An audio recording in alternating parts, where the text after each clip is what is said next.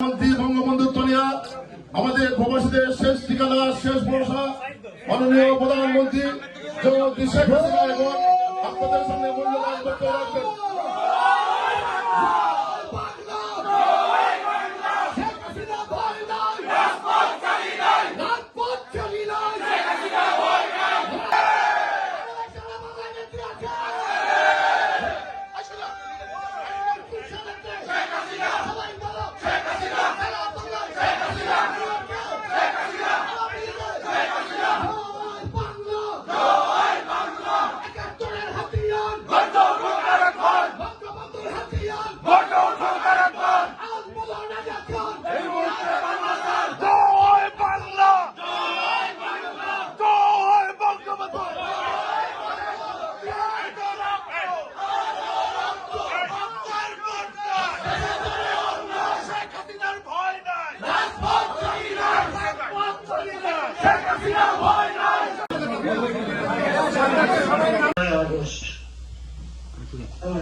আমার বাবা, আমার বীর ভাই, আমাকে পরিবার পরিজন, তাদেরকে যে প্রেম দাদিত্ব বঙ্গবন্ধু জীবনকে প্রতিম সেই 1948 সাল থেকে যে সংগ্রাম শুরু করেছিলেন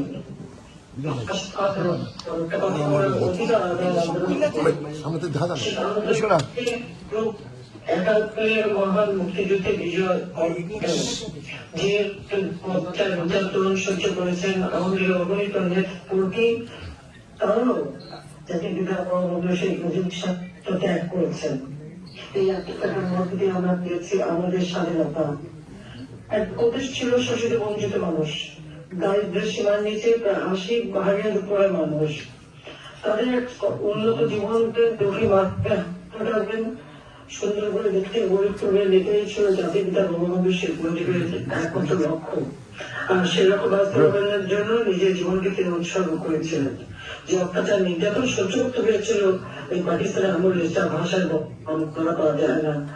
মহান মুক্তিযুদ্ধ জাতির পিতা সেই 25শে মার্চ রাতে যখন পাকিস্তান হানাদার বাহিনী গণহত্যা শুরু করে তিনি 26শে মার্চের প্রথম প্রহরী স্বাধীনতা ঘোষণা দেন 32 নম্বর বঙ্গবন্ধু ভবন থেকে তাকে সারা দিয়ে জাতীয় সমগ্র জাতীয় অস্ত্র তুলে নেয়, যুদ্ধ শুরু করে। 7ই মার্চ 71 সালে তার ঐতিহাসিক ভাষণ, যে ভাষণের মধ্যে দিয়ে তিনি বলেছিলেন এবারের সংগ্রাম আমাদের মুক্তির সংগ্রাম, এবারের সংগ্রাম আমাদের স্বাধীনতা সংগ্রাম, এবং ঘরে ঘরে দুর্গ গড়ে তুলে সবাইকে প্রস্তুত হতে বলেছেন। আওয়ামী লীগের নেতৃত্বে সারা বাংলাদেশে সেই সময় সংগ্রাম পরিশ্রম করে ওঠে।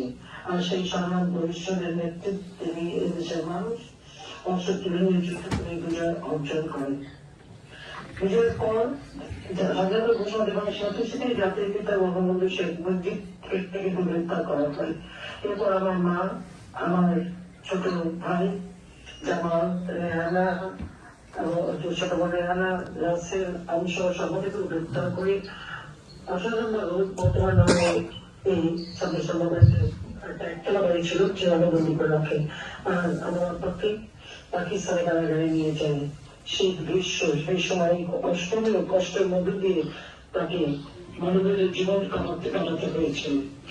আমাদের বাংলাদেশের জনগণ অস্ত্র হাতে নিয়ে যুদ্ধ করে মিত্র শক্তি সংখ্যা বাংলাদেশকে শক্তি মুক্ত করে এই ডিসেম্বর মাসে। ডিসেম্বর মাসের 16 ডিসেম্বর আমাদের মুক্তিযুদ্ধে বিজয় অর্জিত হয়।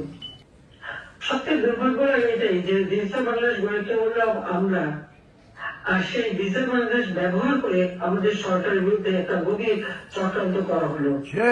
ফেসবুকের মধ্যে অনলাইনে নানা ধরনের অপপ্রচার করে মানুষকে বিভ্রান্ত করা, যুব সমাজকে বিভ্রান্ত করা। যে কোটা আমি বাতিল করে দিয়েছিলাম, কোর্টে একটা রায় হয়। সেই রায় হওয়ার পরপরই সরকারের পক্ষ থেকে আবার উচ্চ আদালতে রিট করে সেই কোটা স্থগিত করতে দেয়। 2007-এ ছাত্ররা আন্দোলন শুরু করে। আমরা তো পুলিশ দিয়ে তাদেরকে উৎখাত করে দেয়নি। 2011 জুলাই মাসের 11 তারিখে তো কোটা বন্ধ হয়ে যায়, তখন তো কোটা কোনো ইস্যুই ছিল না। তারপরে তার সঙ্গে আলোচনা করি, সব দাবি মেনে নিই। দাবি যখন সব মানা হয়ে গেল তখন তার এক দফা দাবি কেন আমাকে ক্ষমতা থেকে বের করতে হবে? আজকে যখন আমরা দেখি যে এই ছাত্ররা সে সময় যে আন্দোলনের নামে যেভাবে পুলিশ হত্যা করেছে, শিক্ষকদের অপমান করেছে, সংখ্যালঘুদেরকে হত্যা করেছে, প্রত্যেকটা প্রতিষ্ঠান metro rail, expressway, Bangladesh television ভবন, সেতু ভবন, সড়ক ভবন, এমনকি আমাদের জলবায়ু পরিবেশ বিষয়ক যে ডিজিটাল পদ্ধতি সহ যে ভবন সহ প্রত্যেকটা জায়গায় তারা অগ্নিসংযোগ করে, আগুন দিয়ে পুড়িয়ে দেওয়া শুরু করে, মানুষের ঘর বাড়ি সবকিছু আওয়ামী লীগের নেতা কর্মীদের হত্যা করা, মসজিদ, মাজার, দরগা শরীফ, গির্জা, প্যাগোডা, এমন কোন জায়গা নাই যে যেখানে তারা ভাঙচুর না করে এবং সেখানে অগ্নিসংযোগ করা হয়েছে। এমনকি সেই সিলেটের সাতমান বাজার পর্যন্ত তারা হামলা করে। নোবেল প্রাইজ পেয়েছে গ্রামীণ ব্যাংক, অর্ধেক টাকা তো গ্রামীণ ব্যাংকে পাওয়ার কথা, সেটাকেও দেয়নি। আজকে সারা বাংলাদেশ হচ্ছে একটা সন্ত্রাসের দেশ, অগ্নিসন্ত্রাস, পুলিশ থেকে শুরু করে অর্থনীতি সম্পূর্ণ ধ্বংস হয়ে গিয়েছে। উন্নয়নশীল দেশের মর্যাদা পেয়েছেন, ওদের সেটাও ধরে রাখতে পারবে না, সমানে টাকা ছাপাচ্ছে। 22,000 কোটি টাকা ছাপিয়ে দিল। আমাদের 16 বছরে আমরা ছাপিয়েছিলাম 60,000 কোটি টাকা, 16 বছরে। আর মাত্র 3 মাসের মধ্যে 22,000 কোটি টাকা ছাপানো, আরো দুর্ভাগ বাড়বে। এটা হচ্ছে বাস্তবতা। আমি আমার আমেরিকার যারা এখানে মিটিংটা আয়োজন করেছেন, আমি ধন্যবাদ জানাই। যারা বিজয় মাস 1 ডিসেম্বরে আপনারা এই সভা করছেন, আপনার দেশে অত্যন্ত বলতে পারে আমি আজকে মন করে অনেক কথা ইতিহাসটা একটু আমি বললাম এই কারণে যে আমাদের তরুণ সমাজ হাতে মোবাইল, বিশ্বভারতের হাতে, এটা যে আওয়ামী লীগের অবদান সেটা ভুলে গেছে। আজকে যে ফেসবুক ব্যবহার করে এটা আওয়ামী লীগের অবদান, এটা ভুলে গেছে তারা। আওয়ামী লীগের গাড়ি যে পালেই যেন এখন সবাই খুশি। এই তরুণ সমাজকে স্বাধীনতার চেতনা উদ্বুদ্ধ করতে হবে, বাংলাদেশের ইতিহাস জানতে হবে, বাংলাদেশের উন্নয়নের গতিটা কি ছিল। গত 3 টার্মে আওয়ামী লীগ যে দেশটাকে উন্নত করেছিল, মানুষের জীবনে শান্তি ছিল, নিরাপত্তা ছিল, নিরাপদে চলতে পারতো, পেট ভরে জীবনে খেতে পারতো, কোন মানুষের খাবার কষ্ট ছিল না, কোন জায়গায় কোনো দুর্ভিক্ষ হয়নি আমাদের সময়। আমরা মানুষের মৌলিক চাহিদাগুলি একে সব পূরণ করেছিলাম। বিশেষ করে তরুণ সমাজের জন্য ডিজিটাল বাংলাদেশে শুধু করিনি, বাংলাদেশে আধুনিক প্রযুক্তি জ্ঞান সম্পন্ন জনগোষ্ঠী যাতে গড়ে ওঠে, আমরা সেই পদক্ষেপ নিয়েছি। আজকে ইউনিভার্সিটি গুলি অস্ত্রের কারখানা। ওই কয়েকদিন আগে দেখলাম এক ছেলে রাজশাহী ইউনিভার্সিটি, সে বক্তৃতা দিচ্ছে যে তাদের ওখানে শের বাংলা হবে, এত অস্ত্র আছে যে সে নাকি ওই রাজশাহী সব প্রশাসনকে ঠেকাতে পারবে। সমন্বয়কারী একজন আপনাদেরকে বলছে যে যদি পুলিশ হত্যা না করতো আর মেট্রোর আগুন না দিত, তাহলে নাকি তাদের বিপ্লব সার্থক হতো না।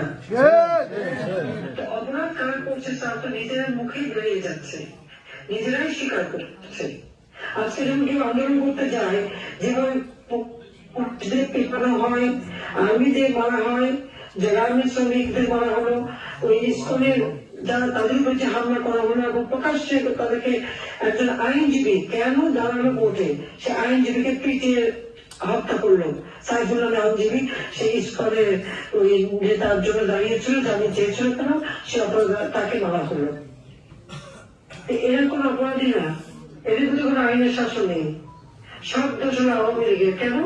তার কারণ আওয়ামী লীগ জাতির পিতা বঙ্গবন্ধু শেখ মুজিবুর নেতৃত্বে দেশের স্বাধীনতা নিয়েছে। আর যারা এগুলি করছে তারা তো স্বাধীনতা বিশ্বাস করে কিনা সেটাই সন্দেহ। জন্য এই হত্যাকাণ্ডের যদি ইউনিভার্সিটি দায়ী, একদিন ইনশাআল্লাহ সপ্তম অনুচ্ছেদে আছে প্রজাতন্ত্রের মালিক জনগণ। সপ্তম অনুচ্ছেদের পর যারা আছে, কেউ যদি ক্ষমতা অবৈধভাবে দখল করে তার বিচার হবে। যারা অবৈধভাবে হত্যা করে, ষড়যন্ত্র করে, চক্রান্ত করে, মানুষ এবং সংখ্যালঘুদের হত্যা করে যে ক্ষমতা এসেছে একদিন তার বিচার ইনশাআল্লাহ বাংলার মাটিতে হবে। এবং আমি তো উৎসাহ করবো যে তার জন্য একটি সংবিধান ফিরে আসছে। বাংলাদেশটা স্বাধীনতার ইতিহাসটা যেন তারা জানার চেষ্টা করে যে কত ত্যাগের মধ্য দিয়ে আমরা স্বাধীনতা অর্জন করেছি এবং তারা এটা ভোগ করছে। কাজে আমাদের ওই প্রবাসীদেরকে বলবো আমাদের অর্থনীতিতে, আমাদের আন্দোলন সংগ্রামে, আমাদের প্রতিটি অর্জনে সংগ্রামে স্বাধীনতায় প্রবাসীদের অবদান অনস্বীকার্য। তাদের আমরা শ্রদ্ধার সাথে এই অবদান আমি স্মরণ করি। সবাই